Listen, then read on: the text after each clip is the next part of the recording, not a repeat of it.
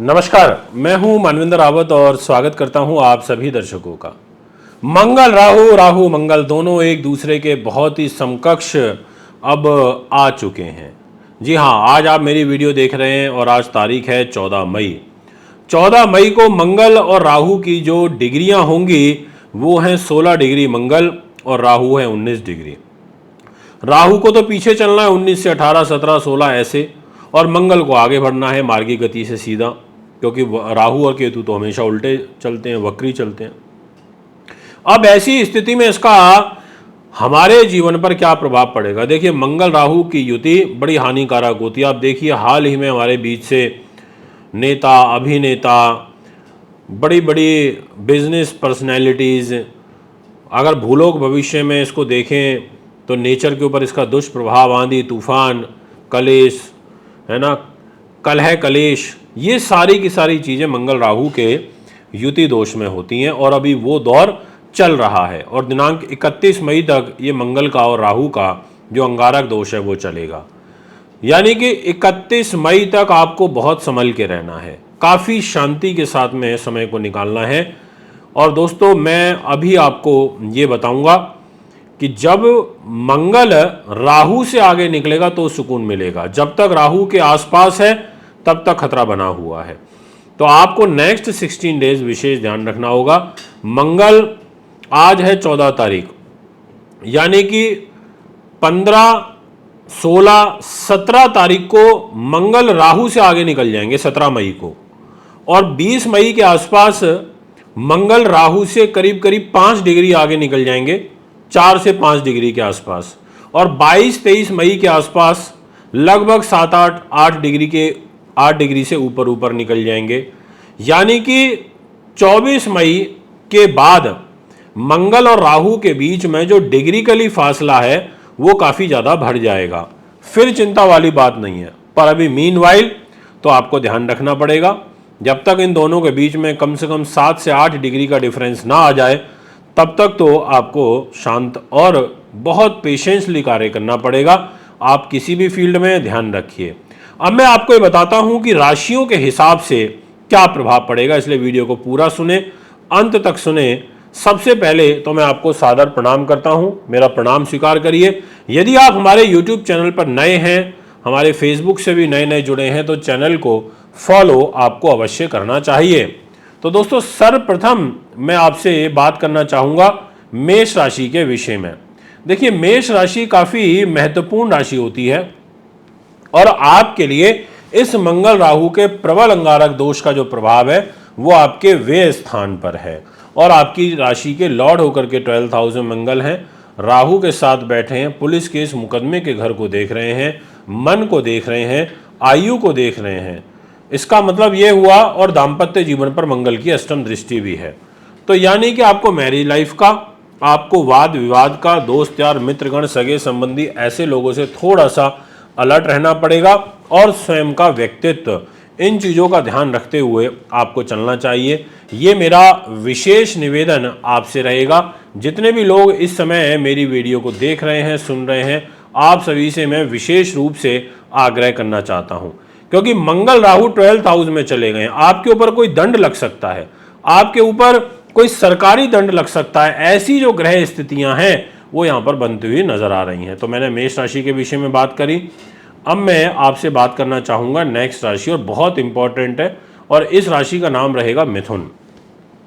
मिथुन के लिए जो मंगल राहु का अंगारक दोष है वो प्रबल रूप में आपके कैरियर के घर पर बना हुआ है। यानी कि आपके ऊपर कोई डिपार्टमेंटल इंक्वायरी हो सकती है, आपके ऊपर आपका कोई ट्रांसफर प्रमोशन से रिलेटेड कार्य रुक सकता है, आपको व्यर्थ की चिंताएं बढ़ सकती हैं, आपको अपने इन लॉज की तरफ से कष्ट हो सकता है, उनकी तरफ से आपको तनावकारी परिस्थितियां बन सकती हैं। ये बातें यहाँ पर दिखाई पड़ती हैं। और मंगल और राहु, यानी कि मंगल आपके लाभेश होके कैरियर के घर पर प्रबल अंगारक दोष बना रहे हैं, और जो मंगल के पास एक डिपार्टमेंट है रोग चोट शत्रु बाधा का, और वो आकर, और गुप्त शत्रुओं का, और वो भी आपके कैरियर के घर पर ही बैठा है। यानी कि आपको अपने शत्रुओं से हानि उठानी पड़ सकती है। ऐसी ग्रह स्थिति यहाँ मुझे नजर आ रही है। तो इन दो चीज़ों का आपको विशेष रूप से ध्यान रखना होगा, और साथ में प्रॉपर्टी रिलेटेड जो कार्य हैं वो अभी आपको करने से बचना चाहिए। तो ये अभी मैंने आपसे बात करी मिथुन राशि के विषय में। अब मैं आपसे बात करना चाहूँगा नेक्स्ट राशि, और ये राशि बड़ी इंपॉर्टेंट है और इस राशि का नाम रहेगा सिंह। इसलिए जितने भी जातक अभी फिलहाल मुझे सिंह राशि के सुन रहे हैं, आपके लिए मैं ये कह सकता हूँ कि आप की राशि के लॉर्ड तो सूर्य बनते हैं।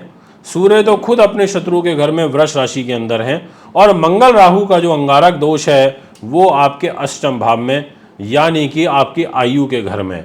आयु के घर में मंगलिक दोष बना हुआ है, आयु के ही घर में अंगारक दोष बना हुआ है, प्रबल दोष बना हुआ है।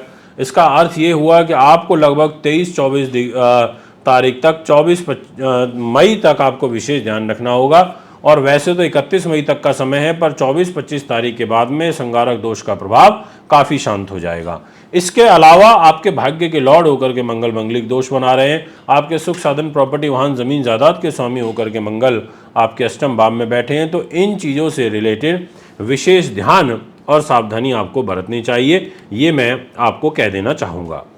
अब मैं आपसे बात करना चाहता हूँ नेक्स्ट राशि के विषय में, और राशि का नाम रहेगा तुला। तुला वालों, आपके लिए जो ये मंगल राहु का अंगारक दोष बना हुआ है, इस दोष का जो विशेष रूप से प्रभाव है वो है आपके रोग के घर में, आपके हानि के घर में, अपयश के घर में, आपके विशेष रूप से रोग चोट शत्रु बाधा के घर में, और वो भी दाम्पत्य जीवन के स्वामी। आपका जो वैवाहिक जीवन है वो काफ़ी ज़्यादा तनाव में जा सकता है।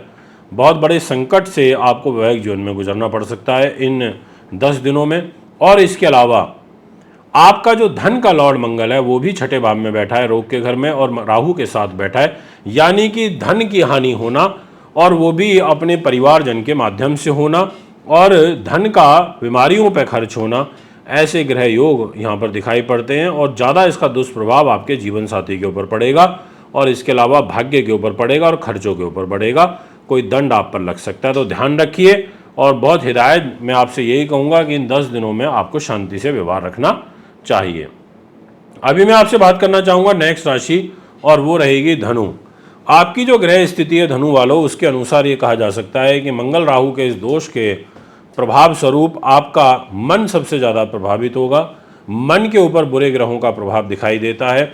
सुख साधन, माँ के स्वास्थ्य में विशेष रूप से मुझे कष्ट नज़र आता है। अगर आप राजनीति में हैं, जनता से आपको धोखा मिल सकता है, अगर आप धनु राशि के हैं तो। इसके अलावा आपको कोई भी इन 10 दिनों में गाड़ी वाहन ज़मीन जायदाद इत्यादि चीज़ें नहीं खरीदनी या बेचनी चाहिए, और आपको अपने कर्म क्षेत्र में विशेष ध्यान रखना है। और दाम्पत्य जीवन पर भी अगले 10 दिनों तक आपके दुष्प्रभाव देखने को मिलेगा। व्यापारिक पार्टनर से भी आपके विशेष रूप से जो मतभेद हैं वो मुझे यहाँ पर बढ़ते हुए नज़र आ रहे हैं। अभी मैं आपसे बात करना चाहूँगा नेक्स्ट राशि के विषय में, और नाम रहेगा कुंभ। देखिए, आपकी राशि के लॉर्ड तो शनि देव हो जाते हैं, पर यहाँ पर शनि तो खुद आपके लिए सुरक्षित आपको कर ही रहे हैं। देवगुरु बृहस्पति भी आपको सपोर्ट कर रहे हैं, पर मंगल राहु आपके पैसे के घर में, परिवार के घर में बैठे हैं। आप परिवार से कमज़ोर हो जाओगे, आप कमज़ोर हो जाओगे अपने धन को लेकर के, आप कमज़ोर हो जाओगे अपनी वाणी को लेकर के, अभद्र शब्दों का प्रयोग करोगे, हंसी का पात्र बनोगे। ऐसी ग्रह स्थिति यहाँ दिखाई देती है। और इसके अलावा आपकी एजुकेशन बाधित होगी, आपको एजुकेशन में कष्ट बनेगा, और मंगल की चौथी दृष्टि आपकी बुद्धि उन्नति के घर पर आ रही है, यानी कि इस घर पर भी कष्ट बनेगा। तो इस बात का आपको बखूबी ध्यान रखना होगा।